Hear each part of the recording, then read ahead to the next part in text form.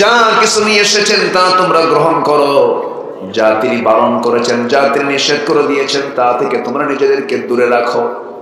এই জন্য রাসূল হচ্ছেন আমার মডেল। লাকাদ কানা লাকুম ফি রাসূলিল্লাহি উসওয়াতুন হাসানাহ লিমান কানা ইয়ারজুল্লাহ ওয়াল ইয়াওমাল আখির ওয়া যাকারাল্লাহা কাসীরা। জোরে বলুন আল্লাহু আকবার। তোমাদের জন্য আদর্শের উত্তম বাস্তব নমুনা কেউ নয়। উত্তম আদর্শের বাস্তব নমুনা হলেন একজন পৃথিবীতে, তিনি হচ্ছেন মুহাম্মদুর রাসূলুল্লাহ সাল্লাল্লাহু আলাইহি সাল্লাম। এই পৃথিবীতে একজন মানুষের শুধু রেকর্ড আছে, যিনি সারা জীবনে একটা মিথ্যা কথা বলেন নাই। সেই লোকটার নাম কি বলেন? মুহাম্মদ সাল্লাল্লাহু আলাইহি ওয়াসাল্লাম। ইব্রাহিম আলাইহিস সালাতু ওয়াস সালাম তিনি সারা জীবনে তিনটা হিকমতপূর্ণ কথা বলেছেন, কৌশল করে কথা বলেছেন। যখন তাকে প্রশ্ন করেছিল ইব্রাহিম মূর্তিগুলো কে ভাঙছে, তিনি বলেছেন মূর্তি ভাঙছে কে? মূর্তিকে জিজ্ঞাসা কর। কি ঠিক আছে না? মূর্তি ভাঙছে কে? মূর্তিকে জিজ্ঞাসা করো।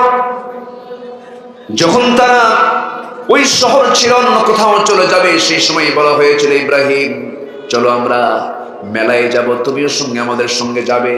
ইব্রাহিম বলেছিলেন ইন্নী সাকিম, আমি অসুস্থ, আমি যেতে পারবো না। হিকমতপূর্ণ কথা বলেছিলেন।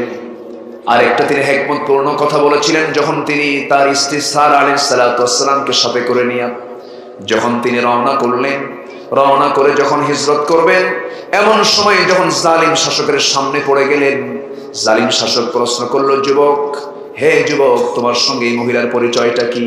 সঙ্গে সঙ্গে তিনি বলেন এটা আমার বোন হয়, কিন্তু তার কি হয়?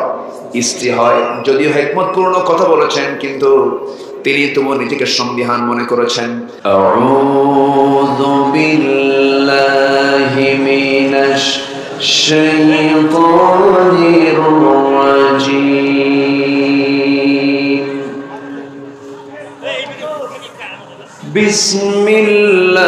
বিসমিল্লাহির রাহমানির রাহিম।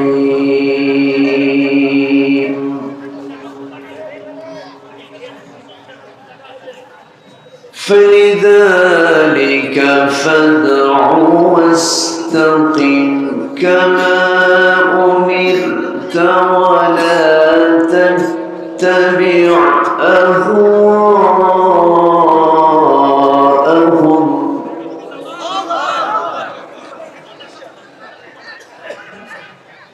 وقل آمنت بما أنزل الله من كتاب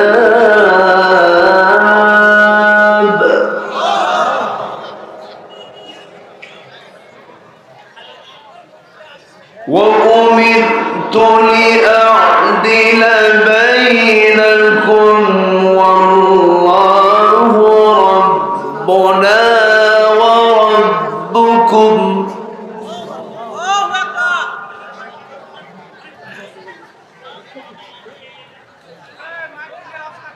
الله ربنا وربكم لنا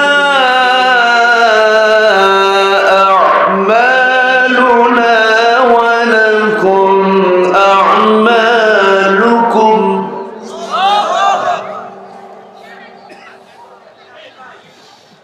ولا حجة بيننا وبينكم الله يجمع بيننا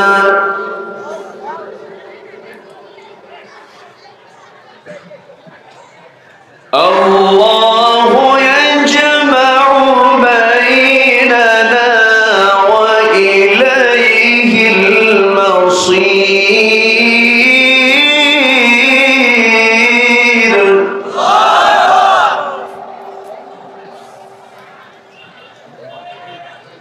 الله أكبر. بسم الله الرحمن الرحيم.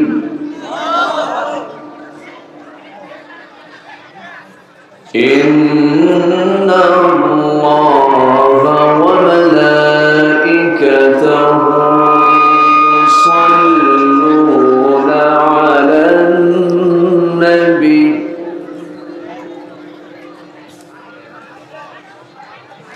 يا أيها الذين آمنوا صلوا عليه وسلموا تسليما اللهم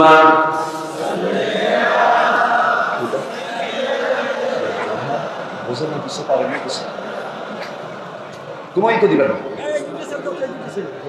কোনো কিছু বিভাগ কিচ্ছু দিবেন সংকমায় বাজান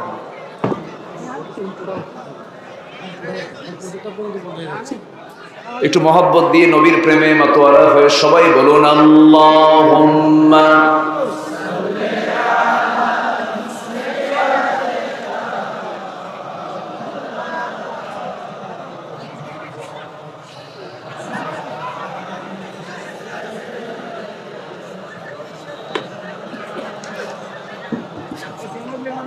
তাইফের কথা ভেবে কাঁদে শুধু দুনয়ন এমন দরদি পেতে কাঁদে মন অনুক্ষণ কাঁদে মন অনুক্ষণ ওহদ দাতহারা আহমদ যখন লৌহ মাখা কিয়ামতে উঠবে তখন জিহাদ না করে কিভাবে দেখাবে তুমি চাঁদ চেহারা রূপে অতুল আল্লাহুম্মা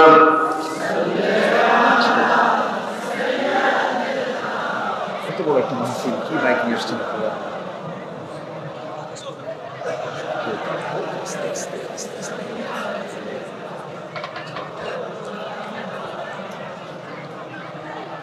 সবাই বলুন বালাগাল উলা বিকামালিহি কাশাফাত তুজা বিজামালিহি حسنت جميع خصاله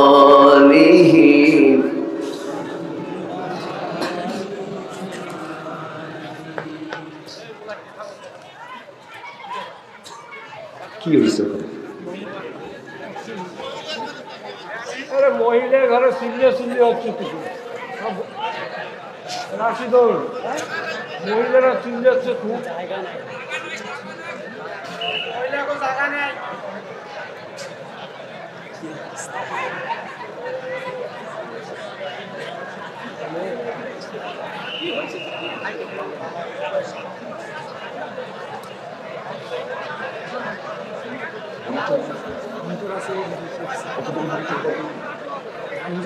মনিটর বন্ধ করে দিলে ঠিক আছে কথা বলবেন দেখে নেবেন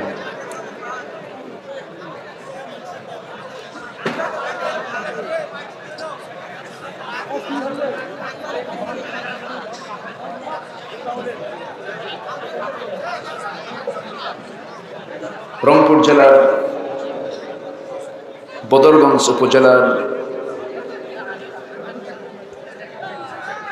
দক্ষিণ মকসুদপুর খিয়ারডাঙ্গা মাদ্রাসা মাহফিল ইন্তেজামিয়া কমিটি কর্তৃক আয়োজিত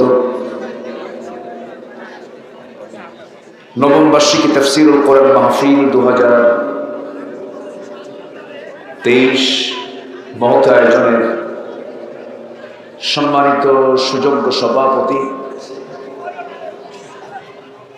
আজকের মাহফিলের বরেণ্য সাহেব সদর জনাব ফজলে রব্বি সঈদ মাননীয় উপজেলা চেয়ারম্যান মহোদয়, আজকের মাহফিলের সম্মানিত প্রধান অতিথি মাননীয় সংসদ সদস্য জনাব আবুল কালাম মোহাম্মদ আহসানুল হক চৌধুরী ডিও কথা বলেছেন। নন্দিত আলেমে দ্বীন, বিশিষ্ট ইসলামী চিন্তাবিদ মুহতারাম মাওলানা আব্দুস সামাদ আজাদি, উপস্থিত হাজারাত উলামায়ে কেরাম, ফদলায়ে ইজম, সুশীল সমাজ, জাতির শ্রেষ্ঠ সন্তান শিক্ষক মণ্ডলী, জাতির বিবেক সাংবাদিক বৃন্দ, সামনে উপস্থিত দূরে কাছে বিভিন্ন স্থান থেকে ছুটে আসা কালেমার ঝান্ডাবাহী, তাওহীদের পতাকাবাহী, দ্বীন ইসলামের নরসারদুল বীর মুজাহিদ, প্রাণ প্রিয় সম্মানিত দ্বীনি ভাইরা, আড়ালে বসে আছেন শ্রদ্ধেয়া সম্মানিতা মা বোনেরা। আলোচনার সূচনায় আনুষ্ঠানিকতার মধ্য দিয়ে আমার পক্ষ থেকে আবারও দিল খোলা সালাম, আসসালামু আলাইকুম ওয়া রাহমাতুল্লাহি ওয়া বারাকাতুহু। সবাই কেমন আছেন? আমাকে প্রশ্ন করলেন? আল্লাহ তাআলা আমাকে আপনার কাতারেই রেখেছেন, বলছি আলহামদুলিল্লাহ। মাইকের আমি সেটিং বুঝলাম না, বুঝতে পারলাম না কিছু। এত বড় একটা আয়োজন, একটা মাহফিলের 99.99% ডিপেন্ড করে মাইকের উপর, কিচ্ছু লাগে না, কিছুই প্রয়োজন হয় না। কিষান খুবই মজবুত, কিন্তু কাশি কাটে না। কাম হবে বলো? ফুটবল খুব ভালো খেলে, কিন্তু ফুটবলটা ফাটা। এটা হলো বলে? এটা সেটিংটাও তো বোঝে না। সম্মানিত ভাইয়েরা, যাই হোক, হাজার হাজার মানুষের এই মাহফিল উপস্থিতি প্রমাণ করে এই এলাকার মানুষ কোরআনে কারীমকে দিল থেকে ভালোবাসে। বলি আলহামদুলিল্লাহ। মাইকের সাউন্ড প্রয়োজন কমাবেন, সোঁসো কোনো শব্দ রাখবেন না।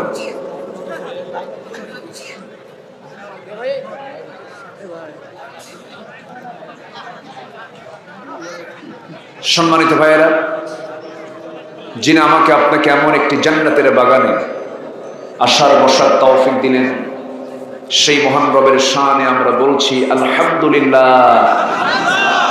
জোরে বলি আলহামদুলিল্লাহ।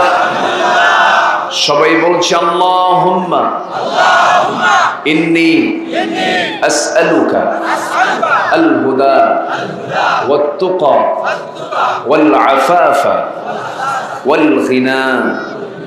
সবাই বলি আল্লাহুম্মা লাকা আসলামতু ওয়া বিকা আমানতু ওয়া আলাইকা তাওয়াক্কালতু ওয়া ইলাইকা আনাবতু ওয়া বিকা।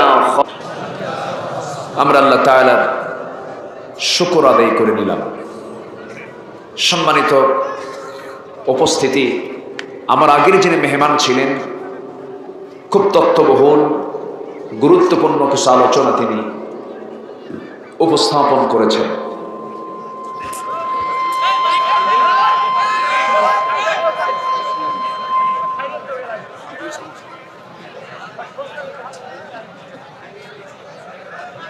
আমি শেষ ক্লাসে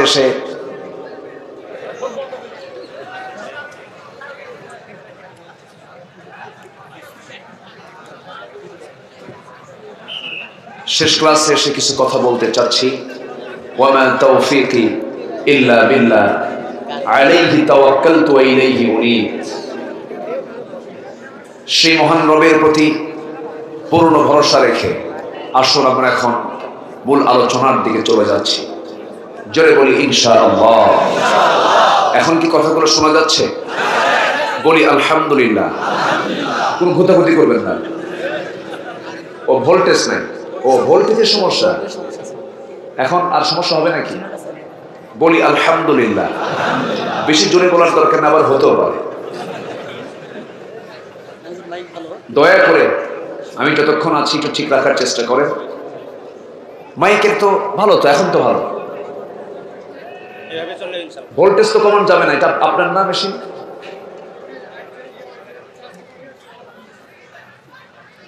ঠিক রাখতে হবে তো। জি, আমার দিকে তাকান। রাত অনেক হয়েছে, আমি এসেছি এখানে অনেক আগে। ভাবছিলাম যে আমি 9টায় উঠবো, কিন্তু আমাকে এত শেষে দেওয়া হলো। সবকিছুর একটা যৌবন কাল থাকে, মাহফিলের একটা যৌবন আছে। কিন্তু মানুষের যৌবন কাল 25 থেকে 40 বছর। চুল দাড়ি কাঁচা থাকে, চামড়া টাইট থাকে, দাঁত শক্ত থাকে, হাড় চালানো যায়। 40 পার হলে চোখে কম দেখে, চামড়া ঢিল হয়, হুঁশে খাটা হয়। তো মাহফিলের একটা মূল যৌবন হলো সর্বোচ্চ 9টা থেকে 11টা। সেই যৌবনকাল পার করে আমি উঠছি বুড়াকাল। এখন কি করবেন করতে? আমি যতক্ষণ আছি সবাইকে আমাকে সময় দেবেন? সবাই সময় দিতে রাজি আছি তো? জোরে বলি ইনশাআল্লাহ। আসুন আলোচনার দিকে আমরা চলে যাচ্ছি। বেশি ভূমিকায় আমি কথা বলতে চাচ্ছি না, মূল নির্যাস কিছু কথা আমি শোনাতে চাচ্ছি। আমি সূরা শুরা থেকে, সূরাতুশ শুরা 42 নম্বর সূরা 25 নম্বর পারা, এর আমি একটা আয়াতে কারিমা তেলাওয়াত করেছি।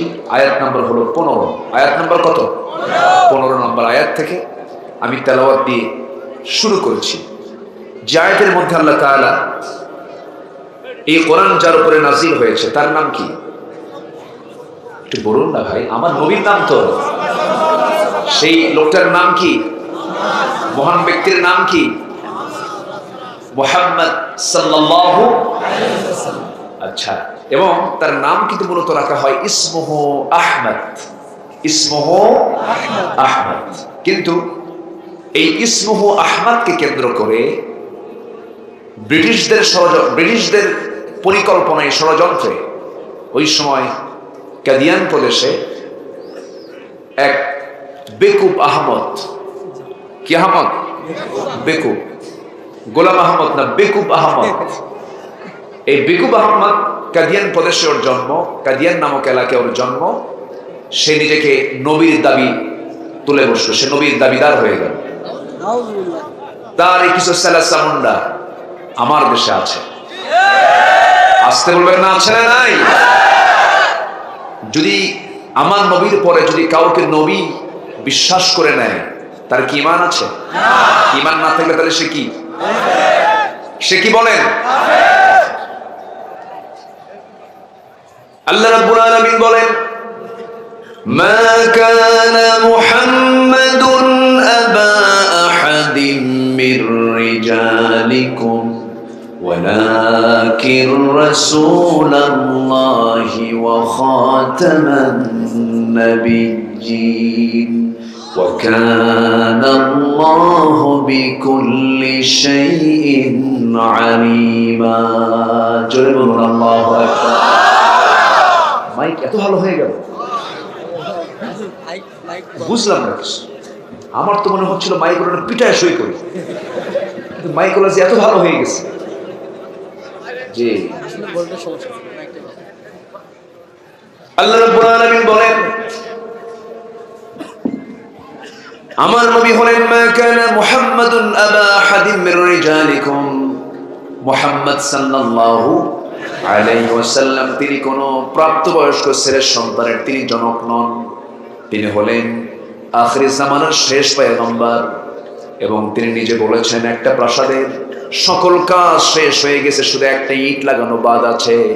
আমি হলাম সেই রাজপ্রাসাদের সর্বশেষ ইট, মানে আমি একমাত্র শেষ নবী। আমার পরে কোন নবী আর পৃথিবীতে কিয়ামত পর্যন্ত আসবে না। এটা কি কোন সাধারণ কথা না চূড়ান্ত কথা? কোরআনে কারীমে আয়াত আছে না নাই?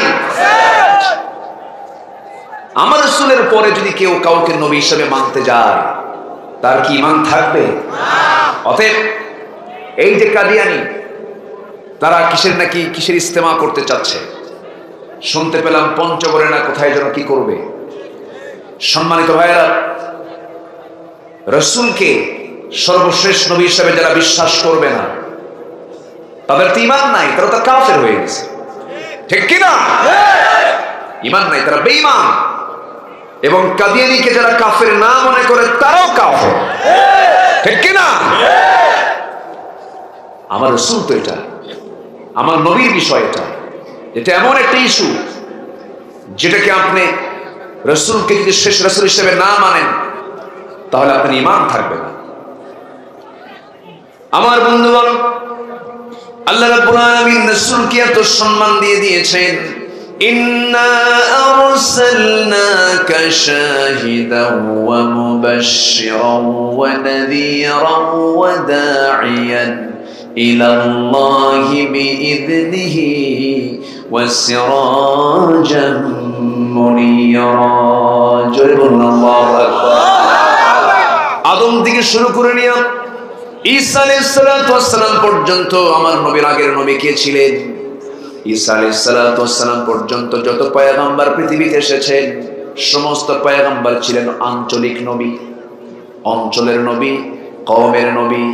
যেরকম ওয়া ইলা মাদিয়ানা আখাহুম শুআইবা, মদিয়ানবাসীর জন্য আমি শুআইব আলাইহিস সালাতু ওয়াস সালামকে নবী করে পাঠিয়েছি। এরকম করে সানি আলাইহিস সালাম সামুদ জাতির জন্য, এরপরে হুদ আলাইহিস সালাতু ওয়াস সালামকে আল্লাহ তাআলা নির্দিষ্ট জাতির জন্য পাঠিয়ে দিয়েছেন। সকল পয়গম্বর কওমের নবী ছিলেন, আঞ্চলিক অঞ্চলের কওমের তারা নবী ছিলেন, কিন্তু আমার নবীকে আল্লাহ রাব্বুল আলামিন অঞ্চল নবী করেছেন না বিশ্ব নবী করেছেন? আমার আল্লাহর পরিচয় হলো আলহামদুলিল্লাহি রাব্বিল আলামিন। আর আমার নবী হচ্ছেন ওয়ামা আরসালনাকা ইল্লা রাহমাতাল লিল আলামিন। জোরে বলুন আল্লাহু আকবার। জোরে বলি আল্লাহু আকবার। সম্মানিত ভাইয়েরা, আফসোস লাগে আমার নবীর পরে নবুয়তের দাবি করবে, তাদের অনুসারীরা তাদের কর্মকাণ্ড চালিয়ে যাবে, মুসলমান আঙ্গুল চুষবে, এটা হতে পারে না, ঠিক কিনা বলেন? সম্মানিত ভাইয়েরা, আমার নবুয়তকে যারা প্রশ্নবিদ্ধ করবে, আমার নবীর নবুয়তকে যারা অস্বীকার করবে, অবশ্যই তারা আমাদের কোনোদিন বন্ধু হতে পারে না। বন্ধু হতে পারে? সম্মানিত ভাইয়েরা, সেই মহান নবীর উপর আল্লাহ তাআলা এই কোরআনটা নাযিল করেছেন। সুবহানাল্লাহ। সে রাসূলকে লক্ষ্য করে আল্লাহ তাআলা বলছেন, হে রাসূল, আপনি 6টা কাজ করবেন। কয়টা কাজ? 6টা কাজ করবেন। সে কাজ শুধু রাসূল করবেন না, আমাদের দায়িত্ব আছে। বলেন, আমাদের দায়িত্ব আছে না নাই? রাসূল নামাজ পড়েছেন, আমরা কি নামাজ পড়ি না? রাসূল রোজা রেখেছেন, আমরা কি রোজা করি না? রাসূল ছিলেন আমাদের মডেল।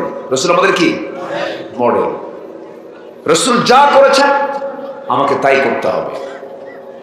আল্লাহ রাব্বুল আলামিন বলেন, মা আতাকুমুর রাসূলু ফাখুযুহু ওয়া মা নাহাকুম আনহু ফান্তাহু। তোমাদের নবীজি যা কিছু নিয়ে এসেছেন তা তোমরা গ্রহণ করো, যা তিনি বারণ করেছেন, যা তিনি নিষেধ করে দিয়েছেন, তা থেকে তোমরা নিজেদেরকে দূরে রাখো। এই জন্য রাসূল হচ্ছেন আমার মডেল। লাকাদ কানা লাকুম ফি রাসূলিল্লাহি উসওয়াতুন হাসানাহ লিমান কানা ইয়ারজুল্লাহ ওয়াল ইয়াওমাল আখির ওয়া যাকারাল্লাহা কাসীরা। জোরে বলুন আল্লাহু আকবার।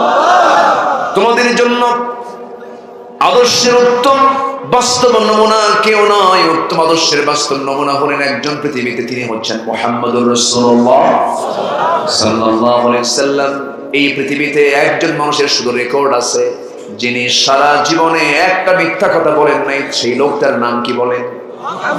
মুহাম্মদ সাল্লাল্লাহু আলাইহি ওয়াসাল্লাম। ইব্রাহিম আলাইহিস সালাতু ওয়াস সালাম তিনি সারা জীবনে 3টা হিকমতপূর্ণ কথা বলেছেন, কৌশল করে কথা বলেছেন।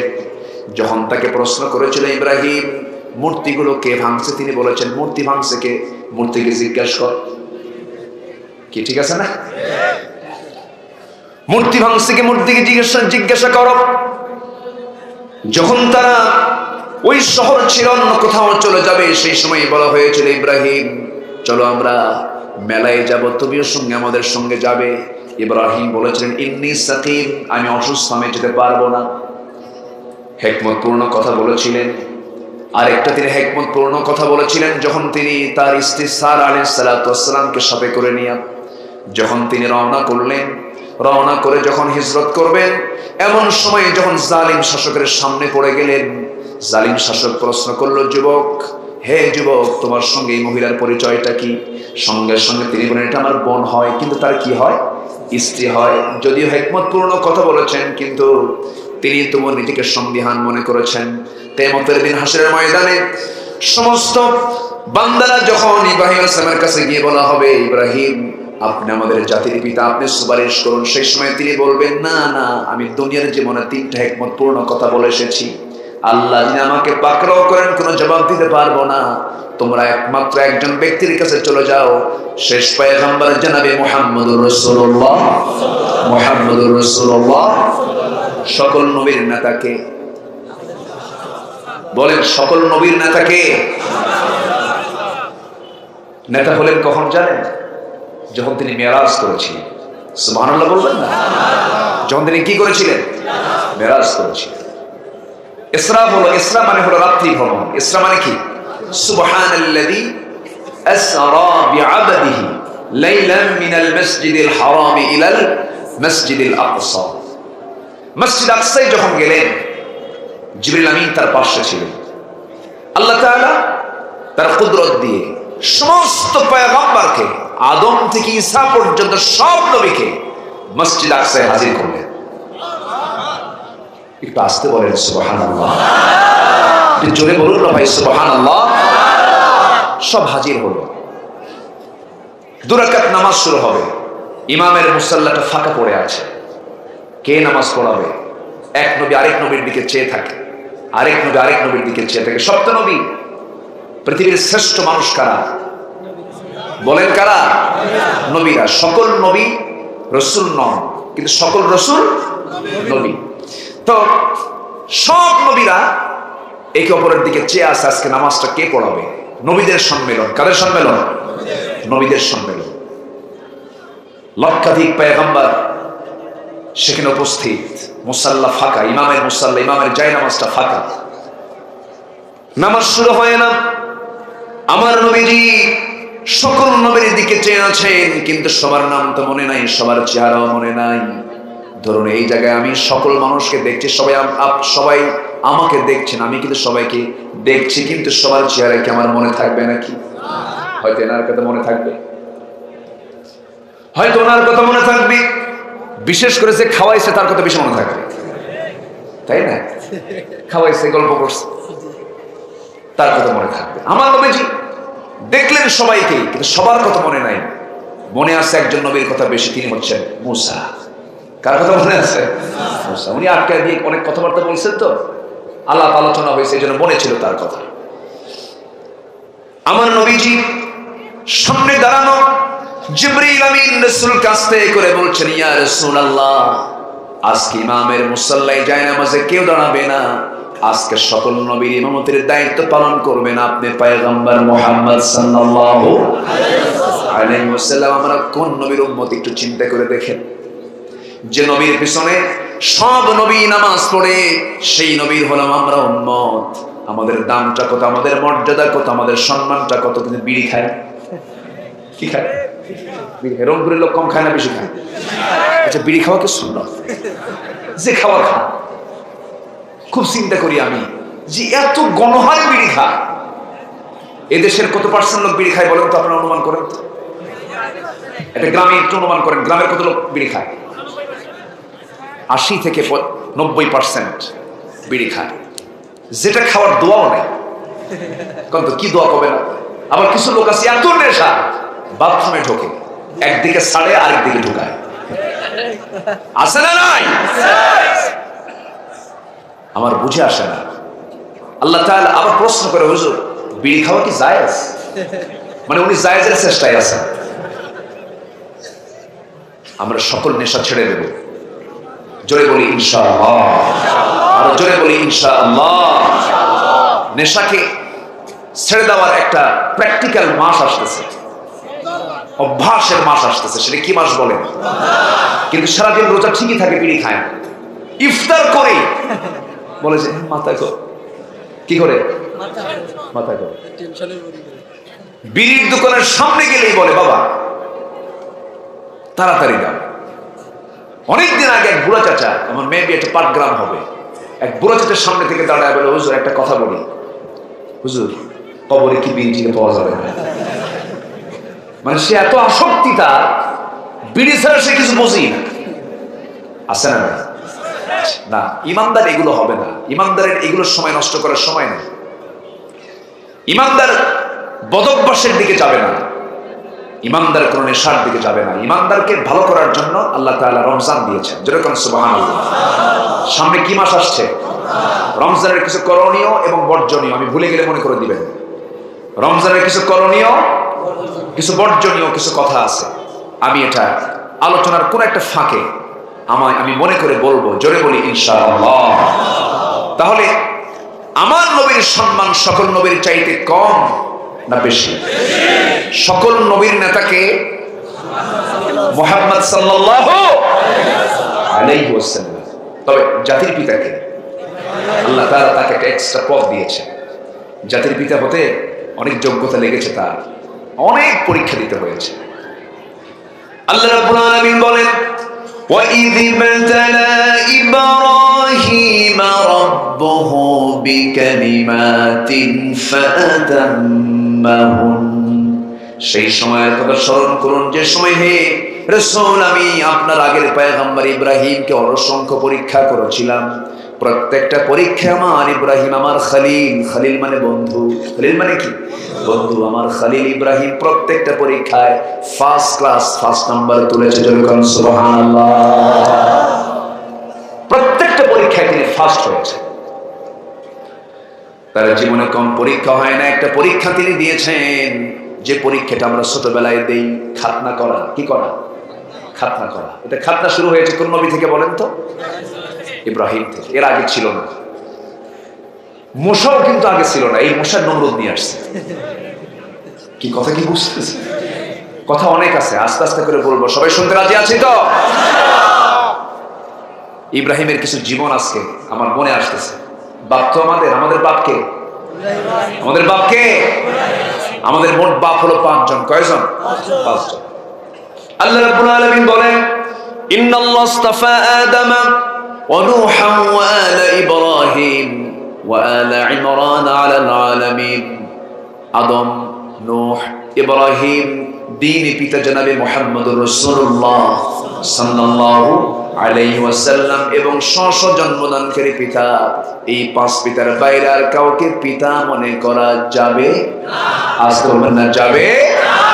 শ্বশুরকে কি করবেন? খালু কি বলবেন? হ্যাঁ, চুপচাপ। আচ্ছা কিছু বলে না কেন? শ্বশুর আব্বা, ও মানে মানে শ্বশুর আগে উল্লেখ করতে হবে না?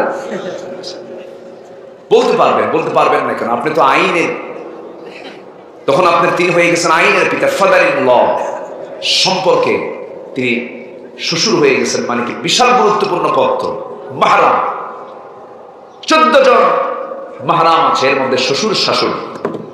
মহিলার জন্য শ্বশুর আর পুরুষের জন্য শাশুড়ি, মাহরামদের একজন।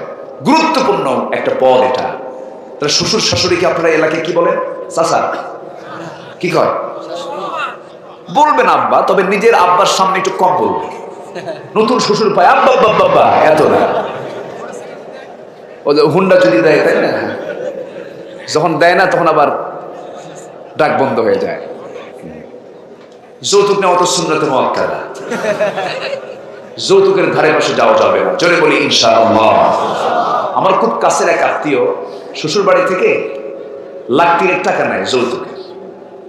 নেওয়ার পর আলু কেনে, আলু এলাকায় আলু আছে না, রংপুর আলু হয়তো, তা আলু কিনে কোল্ড স্টোরেজে রেখে দিয়েছে। পরে আমাকে একদিন বলতেছে, দোস্ত আসলে হারামের কোনো আরাম নাই। কেন? যে টাকা পাইছিলাম দিছিলাম এটাতে আলু কিনছি, কিন্তু সে আলু তুলতে গেলে আরো 50,000 টাকা যায়। কি কথা কি বুঝতেছেন? হারামের কোনো আরাম নাই। বউটা নিয়ে আসলেন, যে বউটা যখন ছোট ছিল মার কোলে বাবার কোলে কত আদরের কোলে, যার টুকরা সন্তান আপনাকে উপহার দিল, আপনি নিয়ে চলে আসলেন, যাকে নিয়ে আপনার যৌবন পাড়ি দিচ্ছে। যে বউটার পেটে আপনার প্রজন্ম সন্তান আসবে, কোন লজ্জায় ওই বাড়ি থেকে আপনি যৌতুকের টাকা দাবি করেন? ঠিক তো ঠিকই, সবই তো ঠিক, ব্যাটিং কোনটা? আমার কি এগুলো কথা বলার দরকার আছে না? আসতে বলবেন না, আছে না নাই? এইরকম নিচু মানের কাজ একজন মুসলমান কখনো করতে পারে না। বরংটা দিতে হবে পুরুষকে, দিতে হবে নারীকে, ঠিক কিনা? যা না দিলে বিয়ে হবে না। ফাতুহুন্না উজুরাহুন্না ফারিদা, মোহরানার টাকা দিতে হবে কাকে? কে দেবে? কে দেবে? স্বামী পুরুষ দেবে মহিলাকে। আর এখন কি মহিলা দেয় পুরুষকে? কেন জানেন? যে জিনিস বেশি পাওয়া যায় বাজারে তার দাম বাড়ে না কমে? আস্তে কয় বাড়ে না কমে? আজকে বাজারে এখন পুরুষ বেশি না মহিলা বেশি? এগুলোর দাম নেই। বাস্তব তো এটাই তো বাস্তব। আজকে নারীকে পশ্চিমারা, ইউরোপ আমেরিকারা নারীদেরকে আজকে পণ্য, বাজারের পণ্য বানিয়ে ছাড়িয়ে দিয়েছে। মাদের সম্মান মর্যাদা দিয়েছে একমাত্র ইসলাম। ওই যুগেও, যে যুগে নারীর সন্তান হতো বলে জীবন্ত পুঁতে হত্যা করত, সেই যুগে রাসূল বলেছেন, যার ঘরে একটা মেয়ে তার জন্য পৃথক একটা জান্নাত আল্লাহ পাক দিয়ে দিবেন। যার ঘরে 2টা মেয়ে তার জন্য পৃথক 2টা জান্নাত। যার ঘরে 3টা মেয়ে তার জন্য 3টা জান্নাত। আমার রাসূল ছিলেন 4 মেয়ের বাবা। অনেকের মেয়ে হলে মুখটা কালো বানায়, মুসাওয়াদান ওয়া হুয়া কাযীম, চেহারা কালো হয়ে যায়, মুখে হাসি নাই। বইয়ের খবর আসছে বাচ্চা হয়েছে, কি মনে হার্ট স্ট্রোক করে এখনই মরবে। আর যদি হয় ছেলে, ভাবসাবের ছেলে আসার কথা বলেন তো কেন? মেয়েদের রাসূল বলেছেন, মেয়েদের দিয়ে বাজার শুরু করো, মেয়েদেরকে বেশি বেশি করে দাও। আমি মেয়েদের বাপ, সুবহানাল্লাহ বলবেন না? রাসূল বলেছেন, আমার কাছে 3টা জিনিস প্রিয়, চক্ষু শীতলকারী নামাজ, চক্ষু শীতলকারী নামাজ, এরপরে হচ্ছে মা জাতি আমার কাছে প্রিয় মা, আরেকটা হলো সুগন্ধি আমার কাছে প্রিয়। রাসূল মেয়েদেরকে, নারীকে এত সম্মান দিয়েছে, সুবহানাল্লাহ বলবেন না? আর সেই নারী অধিকারের কিছু কর্মীরা, নারী অধিকারের নামে কিছু কর্মীরা রাস্তায় নামে, ওদের সামনে আবার কিছু পুরুষও থাকে। নারী অধিকার দিবসের স্লোগান তোলে, আমরা নারী, আমাদের অধিকার দিতে হবে, দিতে হবে। সামনে কিছু পুরুষ, ওরাও কয় আমরা নারী। এই নারী মার্কা কিছু পুরুষ আছে না নয়? রাস্তায় নেমে মর্যাদা পাওয়া যাবে না। ইসলাম মানো মর্যাদা পাওয়া, ঠিক কিনা বলেন? ইসলাম মানলে কি পাওয়া যাবে? মর্যাদা পাওয়া যাবে। তাসলিমা এক জাহান্নামের কীট, তাসলিমা নাসরিন, সে কয়েকদিন আগে বলেছে, তোমাদের নবী মুহাম্মদ মদিনার মাটিতে পৌঁছে গেছে, গলে গেছে। জোরে করুন নাউযুবিল্লাহ। ওদের কিছু ধ্বজাধরি আমার দেশে আছে না নাই? আসতে বলবেন না, আছে না নাই? আমাকে গালি দে, ধৈর্য ধরবো। আমার বাপকে গালি দে, ধৈর্য ধরবো। আমাদেরকে গালি দাও, আমরা ধৈর্য ধরতে পারি। কিন্তু রাসূলকে নিয়ে, আল্লাহকে নিয়ে, কিতাবকে নিয়ে, কোরআনকে নিয়ে একটা বাজে কথা বলবি, 14 গোষ্ঠী উদ্ধার করে ছাড়বো। জিহ্বা আমরা টেনে টেনে ছিড়বো। রাজি আছেন কারা কারা? হাত উঁচু করে দেখান।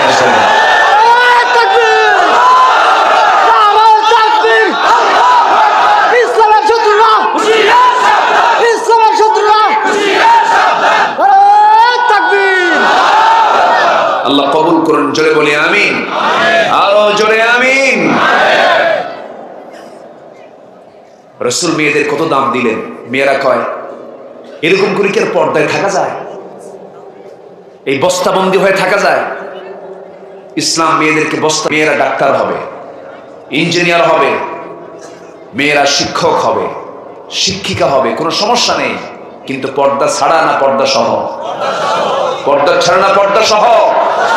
পর্দা সহ। পর্দা অবলম্বন করতে হবে।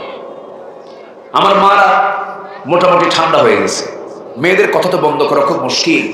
মেয়ে মানুষ কথা কম বলে না বেশি বলে? বেশি বলে। পুরুষ মানুষ সারাদিন কথা বলে 2000 শব্দ, আর মেয়েরা বলে 5000 শব্দ। কয় হাজার বেশি?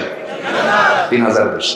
বেগুন কিনে ভুল করছেন, বেগুন হয়তো পচা হয়েছে, খেয়াল করেন নাই। বাড়িতে বইয়ের হাতে দিয়ে বলছেন বউ রান্না বান্না করো। বটিতে কুটতে নিয়ে যখন খালি বেগুন শুধু পোকা বের হয়েছে, মনে করেন 3 ঘন্টা বেগুনের তফসির। আমি কি ভুল বলতেছি? এটা মেয়েদের নেচার। মেয়েরা কথা বেশি বলবেই তো, কারণ 3-4টা বাচ্চা একসাথে, এদেরকে কথা বলার দরকার আছে না নেই? একটা কান্দে আর একটা হাসে, আর একটা পেশাব করে আর একটা পায়খানা করে, আর মা তো কথা বলবেই, এই থাম, এই থাম, কথা তো বলবে। আপনি পারবেন না, আমি আপনি পারবো না। 1.5 মাস 3 মাসের বাচ্চাকে যদি 2 দিন লালন পালনের দায়িত্ব যদি বাপকে দেওয়া হয়, কয়টা আষাঢ় খাবে আল্লাহ জানে। আমি কি ভুল বলতেছি? আল্লাহ যাকে দিয়ে যে দায়িত্ব, সেই দায়িত্ব তাকিয়ে দিয়েছে। বলি আলহামদুলিল্লাহ। আমার মারা এলাকার খুব ভালো, আমি খুব শান্ত মনে হচ্ছে এখন। অশান্ত হবেই তো, মাইকের আওয়াজটা তখন ঠিক ছিল না, এই জন্য এখন ঠিকঠাক হয়ে গেছে, এখন সব ঠান্ডা হয়ে গেছে। বলি আলহামদুলিল্লাহ। আমার দিকে তাকান। তাহলে সেই নারী, যে নারীকে কোনো দাম দিত না সেই যুগের মানুষ, পণ্য সামগ্রীর মতো ব্যবহার করা হতো, সেই নারীকে তুলে আনলেন এবং বলে দিলেন জান্নাত কোথায়? হোয়ার হ্যাভেন? জান্নাতটা কোথায়? তাহতা আকদামি উম্মাহাত, মার পায়ের নিচে জান্নাত। রাসূল কি বলেছেন বাবার পায়ের নিচে জান্নাত, স্বামীর পায়ের নিচে জান্নাত? যারা কয় স্বামীর পায়ের নিচে জান্নাত, এটা ভুয়া কথা, স্বামীর দাম বাড়ানোর জন্য। এটা সম্পূর্ণ রং কথা। স্বামীর পায়ের নিচে আছে জুতা। কি আছে কর? আমার মায়েরা খুব এখন ডিগ্রি পেয়ে যাচ্ছে, থামেন সাইজ করবো তো, একটু দেরি করে। মাদেরও সমস্যা বলেন আছে না নাই? আচ্ছা, তবে মাদের দাম ইসলামের সবচেয়ে কম না বেশি? বেশি। সম্পদও পায় বেশি তারা, তাই না? সম্পদ পুরুষ যা পায় মেয়েরা তার বেশি পায়। ছেলের থেকে পায়, স্বামীর থেকে পায়, তারপরে কি বলে বাবার কাছ থেকে পায়, মার কাছ থেকে পায়। সবগুলো জোড়া দিলে পুরুষের সাথে বেশি হয়ে যায়, এবং তাদের কোনো ক্ষয়ও নাই। বলুন আস্তে কম কেন? ক্ষয় আছে আমাদের? আস্তে ক্ষয় আমাদের? ক্ষয় আছে না নাই? আমাদের যায়, ওদের যায় না, ওদের কোনো খরচ হয় না। এরপরও কয় ইসলাম ঠকেছে। তাআল্লামুল ফারাইদ ফাইন্নাহা নিসফুল ইলম। তোমার ফারায়েজের জ্ঞান অর্জন করো, এটা হচ্ছে ঈমান। ইলমের অর্ধেক, সকল জ্ঞানের অর্ধেক। ফারায়েজ দেখলেই বোঝা যাবে নারীকে ইসলাম কত দূর দিয়েছে সম্মান। জোরে বলি আল্লাহু আকবার। সেই যুগ, যে যুগে রাসূল জন্ম নিয়েছেন, সেই যুগে মেয়েদেরকে জীবন্ত পুঁতে মারত, জীবন্ত পুঁতে হত্যা করত। ছোট্ট একটি ইতিহাস আমার মনে পড়লো। আমার নবীজি এই কথাটা ধৈর্য সহকারে শুনছিলেন। নবীর সামনে এক সাহাবী এসে একদম জড়সড় হয়ে বসে আছে, ডুকরে ডুকরে কাঁদতেছে। রাসূল বললেন, সাহাবী কাঁদো কেন? কি হয়েছে? ইসলাম কবুল করেছে, এখন তো তোমার আনন্দ। তুমি শিরকের হালতে ছিলে, এখন তুমি তাওহীদ এর পিয়ালা তুমি পান করেছো। সাহাবী বলে, হুজুর সব তো ঠিক আছে, আমিও খুশি, কিন্তু একটা অপরাধ আমাকে বারবার নাড়া দিচ্ছে, বারবার মনে করে দিচ্ছে আমার সব গুনাহ মাফ হলেও সেই গুনাহটা মনে হয় মাফ হবে না। রাসূল বলেন, কোন গুনাহ? কি করেছো তুমি বলো। হুজুর নিজের হাতে নিজের মেয়েকে আমি খুন করেছি। কেমনে একটু বলো তো, আমি তোমার মুখ থেকে একটু বর্ণনা সরাসরি শুনতে চাই। কেমন করে মারলা তুমি? তোমার দিনটা কেমন করে মারতে নিল বলো তো একটু। হুজুর স্ত্রী গর্ভের সন্তান এলো, 9 মাস পূর্ণ হলো, বললাম যাও বাবার বাড়ি, ছেলে হলে নিয়ে আসবা, মেয়ের সন্তান হলে জীবন্ত পুঁতে মারবা। আগের যুগের মেয়েরা করতো কি, সন্তান ডেলিভারির সময় গর্তের কিনারায় গিয়ে বসে থাকতো। গর্তের কিনারায় থেকে যখন সন্তান ডেলিভারি হতো, দেখতো যে এটা মেল অর ফিমেল, ছেলে না মেয়ে। যখন দেখতো মেয়ে, সঙ্গে সঙ্গে গর্তের মধ্যে ফেলে দিত, জীবন্ত পুঁতে হত্যা করা হতো। এখনো হত্যা আছে না নাই? আগে হতো ওই স্টাইলে হত্যা, এখন হয় ভিআইপি, ডায়াগনস্টিক সেন্টারের নামে কিছু ডাকাতি খুনের জায়গা আছে, আছে না নাই? আগে ডায়াগনস্টিক সেন্টারে গিয়ে আগে চেক করে ছেলে হলো না মেয়ে হলো। যখন দেখে মেয়ে বলে যে অ্যাবর্শন করো, এটাকে শেষ করে দাও। তাহলে আগে হত্যা হতো এক কায়দায়, এখন হত্যা হয় ভিন্ন কায়দায়। এরকম জাতীয় অপরাধ যদি কেউ করেন, কিয়ামতের দিন আপনাকে এবং ডায়াগনস্টিক সেন্টারকে খুনির কাতারে দাঁড়াতে হবে। কষ্ট পাচ্ছেন? এগুলো কথা কি বলার দরকার আছে না নাই? আসতে বলবেন না, আছে না নাই? বারবার মেয়ে বলে মেয়ের মাকে দাম দেয় না, আছে না এগুলো? এই মূর্খতাগুলো আছে না নাই? দাম দেয় না, বলে তোর পেট পোষা, ওর পেট নাকি পোষা। সন্তান যাই হবে বলবো আলহামদুলিল্লাহ। আমার নবী কি কার বাপ ছিলেন? মেয়েদের বাপ ছিলেন। রাসূল বললেন, তো তুমি কি করছো হুজুর? এই কথা বলে দিলাম, সন্তান ছেলে হয়েছে না মেয়ে হয়েছে। আমাকে বললো যে সন্তানটা মারা গেছে, আমি আর খেয়াল করিনি। 4-5 বছর পর হঠাৎ করে আমার সামনে সে মেয়েটা, আমার মতো চোখ, আমার হাত, আমার পা, সুন্দর চেহারা, আমার মতোই দেখা যায়। খপ করে ধরলাম, ধরে আমার স্ত্রীর সামনে গিয়ে বললাম, বলো তো এটা কার? আমার স্ত্রীর বডি ল্যাঙ্গুয়েজ বলে দিচ্ছে সন্তানটা আমাদের। সে বলল, আমি লজ্জায় বলিনি আপনাকে, ভয়ে বলিনি হুজুর, আমি অগ্নিশর্মা হয়ে গেলাম, প্রচন্ড খেপে গেলাম, রেগে গেলাম। সন্তানটাকে মারার জন্য আমার ভিতরে নেশা কাজ করল, মেরে ফেলবো কখন। সমাজে নারীর কি অবমূল্যায়ন ছিল চিন্তা করে দেখো। কোরআনের কথাই বলি, কোন অপরাধে এই সমস্ত নারীর সন্তানগুলোকে হত্যা করা হয়েছে? আমার নবীজি বললেন, এরপরে তুমি কি করলা বলো? হুজুর, ফোন দিয়ে আটলাম, হঠাৎ করে বললাম, মা এদিকে আসো তো, তোমাকে তোমার নানির বাড়িতে বেড়াতে নিয়ে যায়। এই কথা বলা মাত্রই আমার মেয়ের আনন্দ দেখে কে হুজুর আমার কপালে চুমা খায়, আমার চুলগুলো চিরুনি দিয়ে সুন্দর করে আঁচড়ায় দেয়, কাপড় চোপড় গুলো সাজায় সোজায় গোছায় নিয়ে আমি ওকে নিয়ে রওনা করলাম। নারীর বাড়ির দিকে না গিয়ে জঙ্গলের দিকে রওনা করলাম। মেয়েটার মুখ ছোট হয়ে গেল, চোখটা ভয়ে ভয়ে বলছে, বাবা নানির বাড়িতে এই দিকে নয়, তুমি এই দিকে যাও কেন? জঙ্গলের দিকে যাও কেন? কোনো কথা বললাম না। জঙ্গল পার হয়ে গেলাম। ঠিক দুপুর বেলা দ্বিপ্রহর, কোদাল নিয়ে গর্ত খনন করা শুরু করে দিলাম। আমার দাড়ি ছিল সেই সময়, দাড়ির ভিতরে ছিটকে এসে মাটিগুলো ঢুকে যায়, আর আমার মেয়ে তার কচি হাত দিয়ে আমার দাড়ির মধ্যে খিলাল করে করে সেই মাটিগুলো সরায় সরায় দেয়। আমার ঘামগুলো শরীর থেকে ঝরে, গামছা দিয়ে ঘামগুলো মুছে মুছে দেয়, আর বলে, বাবা নানির বাড়ি যাবা কখন? গর্ত খনন যখন শেষ হয়ে গেল, শিরকিয়াতের কারণে আমার ভিতরে কোনো দরদ কাজ করলো না। মেয়েটাকে অভিনয় করে বললাম, মেয়েরে দেখো তো গর্ত খননটা কেমন হয়েছে। আমার মেয়েটা সরল মনে মুস্কি একটা হাসি মারল হুজুর, সে হাসির কথা আর বলতে পারি না। মেয়েটা যখন সরল মনে উকি মেরে গর্তের কাছে গিয়ে যখন উকি মেরে যখন গর্ত খননটা দেখতেছিল, আমি চট করে পেছন দিকে আসলাম, এমন জোরে সজোরে ধাক্কা মারলাম, মেয়েটা অসহায়ের মতো উপর হয়ে পড়ে গেল, চিত হয়ে দুইটা হাত এক জায়গায় করে বলছে, বাবা বুঝতে পেরেছি, আমার মার কথা সত্য হয়ে গেছে।